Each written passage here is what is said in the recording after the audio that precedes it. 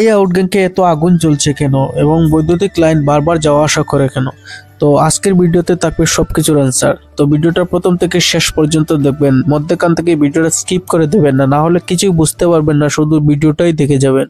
বলছি, দুদিন থেকে প্রচুর পরিমাণে বৃষ্টি হচ্ছে, আর এই বৃষ্টির কারণে বিদ্যুতের লাইন প্রচুর পরিমাণে প্রবলেম আসছে। তো এইখানে একটা ফিঙ্গার চাপেনি, যার কারণে এত পরিমাণে আগুন হচ্ছিল। তো এটা আমাদের এখন ঠিক করতে হবে, আর তার জন্য আমরা পুরো ফিডারটা শাটডাউন নিয়ে নিলাম, কেননা এটা এসটি লাইনে কাজ করতে হলে শাটডাউন নিতে হয়। তো আমরা ফিডারটা শাটডাউন নিয়ে এখন ফাইনালি কাজে নেমে পড়ছি।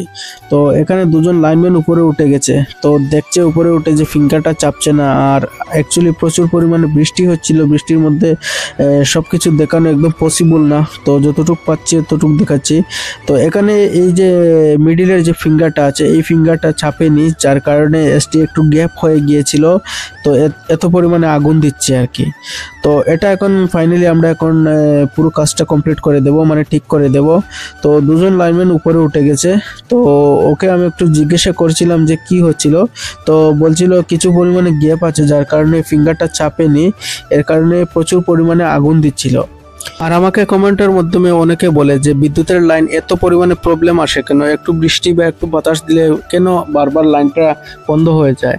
তো এটা বেসিক্যালি আপনাদেরকে আমি বোঝাতে পারবো না, আমার ভিডিও কন্টিনিউয়াসলি দেখতে থাকুন, আস্তে আস্তে সব কিছু বুঝে যাবেন। বিদ্যুতের লাইন হচ্ছে এমন একটা লাইন, মানে এসটি লাইনটা এমন একটা লাইন, যে লাইনটা মানে কি বলবো, একটু কিছু টাচ হয়ে গেলে পুরো ফিডারটা বন্ধ হয়ে যায়। তো যেহেতু আমাদের পুরো লাইনটা মানে জঙ্গলের মধ্যে দিয়ে এসেছে, বাঁশ গাছ সব কিছু আছে, তো যার কারণে বিদ্যুতে এত প্রবলেম। আর অন্যান্য প্রবলেমগুলো তো আছে, এটা আর বলার মতো কিছু নেই।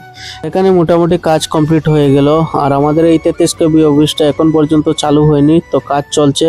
আর এটা চালু হওয়ার পরে গ্রাহক যেমন সুবিধা পাবে তেমন আমরাও সুবিধা পাবো। তো আজকের মতো ভিডিও এখানে সমাপ্ত করছি। আর ভিডিওগুলো যদি ভালো লাগে তাহলে কমেন্টের মাধ্যমে অবশ্যই আমাকে জানাবেন।